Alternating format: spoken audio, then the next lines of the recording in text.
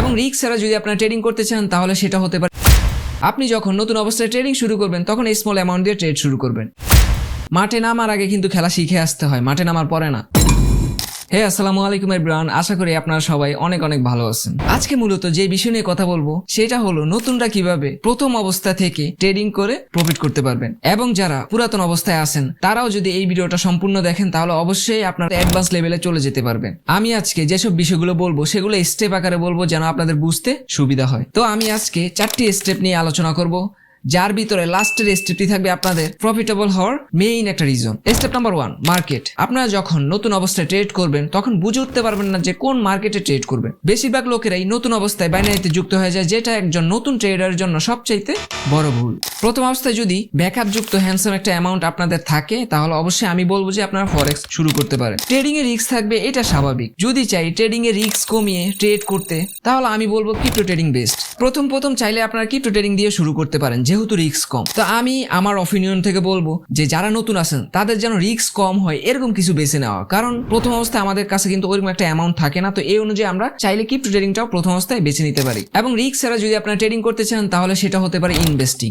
এখানে কেন আমি রিস্ক ছাড়া বললাম, কারণ ইনভেস্টিং এ রিস্ক নাই বললেই চলে। যেমন আপনারা একটা ব্র্যান্ডের বা কোকাকোলা কোম্পানি হোক বা পেপসি বা যে কোনো একটা কোম্পানির একটা শেয়ার কিনলেন, আপনারা এই বছর শেয়ারটা কিনলেন, নেক্সট পরবর্তী বছরে সেল করলেন। দেখেন একটা বিষয় কি, আপনারা যে শেয়ারটা কিনলেন এই শেয়ারটা কিন্তু দাম আস্তে আস্তে বাড়তে থাকে বা বৃদ্ধি হতে থাকে। এইসব শেয়ারের দামগুলো কখনোই কমে না। ইনভেস্টিং এ এই জন্যই মূলত রিস্কটা কম থাকে। আপনারা যেটা কিনলেন লং টাইমের জন্য কিনলেন, 1 বছর 2 বছর বা 10 বছর হতে পারে। তো এই জন্য বলা যায় যে ইনভেস্টিং এ রিস্ক খুবই কম। যেমন গোল্ড আছে, সিলভার আছে, এগুলো কেনা বেচার মাধ্যমে আপনি আপনার ইনভেস্টিং শুরু করতে পারেন। Step number 2, amount. আপনি যখন নতুন অবস্থায় ট্রেডিং শুরু করবেন তখন এই স্মল অ্যামাউন্ট দিয়ে ট্রেড শুরু করবেন, কারণ নতুন অবস্থায় ট্রেডিং এ যারা আসে তারা লস করবে, এটা 100% শিওর। তো লস করবেন, কম অ্যামাউন্ট দিয়ে করেন, আস্তে আস্তে স্ট্র্যাটেজি বিল্ড করেন। যখন দেখবেন আপনি বেসিক জিনিসগুলো বুঝতেছেন, মার্কেটের অ্যানালাইসিস করলে অ্যানালাইসিসগুলো আপনার সঠিক হইতেছে, তখন চাইলে একটা বিগ অ্যামাউন্ট আপনি ডিপোজিট করতে পারেন। এখানে আমি বিগ অ্যামাউন্ট কেন বললাম, নতুন ট্রেডাররা একটা ভুল করে থাকে, যেটা হলো প্রথম অবস্থায় বড় একটা অ্যামাউন্ট ডিপোজিট করে এবং পরবর্তীতে দেখা যায় কি তারা ছোট অ্যামাউন্ট গুলো ডিপোজিট করে, কারণ প্রথম অবস্থায় তাদের কাছে যে সম্বলটুকু থাকে সেটা পুরোটাই তারা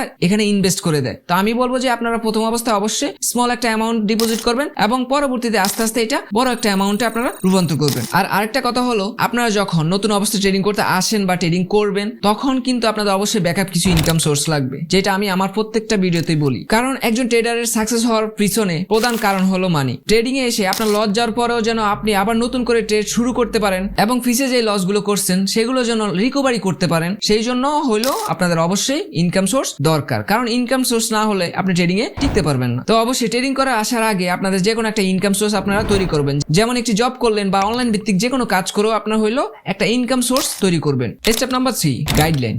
গাইডলাইন এরকম একটা বিষয় যেটা আপনার সময়কে বাঁচাবে এবং দ্বিতীয়ত আপনার যে স্কিলগুলা বা আপনার যে এক্সপিরিয়েন্স এটা খুব তাড়াতাড়ি ডেভেলপ করবে। যেমন আপনি যখন নতুন অবস্থায় ট্রেডিং শুরু করবেন তখন থাকবেন একটি শিশু বাচ্চার মতো। একটি শিশুকে যেমন বাচ্চাকাল থেকে তার বেসিক যত স্ট্রং করবেন ততই তার বয়সের সাথে সাথে অ্যাডভান্স লেভেলে গ্রো করতে শুরু করবে। ঠিক এইভাবে একজন বিগিনার ট্রেডার যদি একজন প্রফেশনাল মেন্টরের হাত ধরে ট্রেডিং জগতে আসে তাহলে তার সাকসেস হতে বেশি দিন লাগে না। এখানে আমি আরেকটা কথা বলবো, আপনারা প্রফেশনাল মেন্টর ধরতে গিয়ে আবার মুলাওয়ালারে ধরিয়েন না, তাহলে আবার মুলা ধরাইয়া দিব।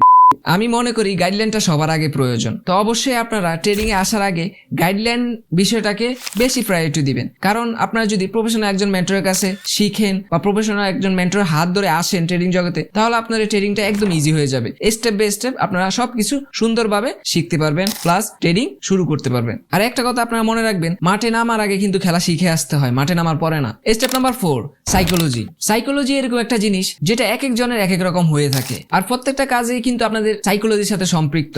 আর সাইকোলজি ঠিক না থাকলে আপনারা কোনো কাজই পরিপূর্ণভাবে কমপ্লিট করতে পারবেন না। ঠিক এইভাবেই ট্রেডিং সাইকোলজি আপনাদের ঠিক রাখার জন্য অবশ্যই আপনাদের সঠিক একটি ট্রেডিং প্ল্যান দরকার, যেখানে থাকবে আপনার ট্রেডিং প্ল্যানের কতটুকু লাভ করলেন, কতটুকু লস করলেন, প্রত্যেকটা হিস্টোরি। দ্বিতীয়ত ওভার ট্রেড করা যাবে না। ওভার ট্রেড কিন্তু আপনার মেন্টালি ইমফেক্ট করবে। তারপর হলো ইমোশন কন্ট্রোল। ইমোশন কন্ট্রোলটা হলো ট্রেডিং এর কি পয়েন্ট।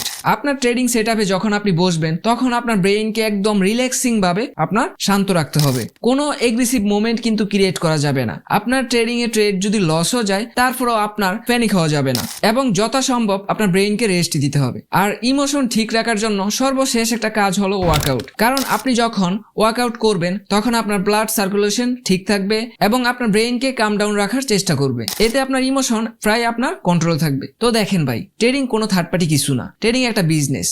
আপনি যদি ট্রেডিং এ এসে একজন বিজনেসম্যানের মতো ডিসিপ্লিন মেনটেন করে ট্রেডিং করেন তাহলে অবশ্যই এখান থেকে আপনি সাকসেস গেইন করতে পারবেন। আর যদি মনে করেন যে এটা আপনার টাকা, আপনি যেমনে মন চাই তেমনে করবেন, তাহলে ভাই ট্রেডিং আপনার জন্য না। তো আজকের মতো এই পর্যন্তই, দেখা হচ্ছে নেক্সট ভিডিওতে। আল্লাহ হাফেজ।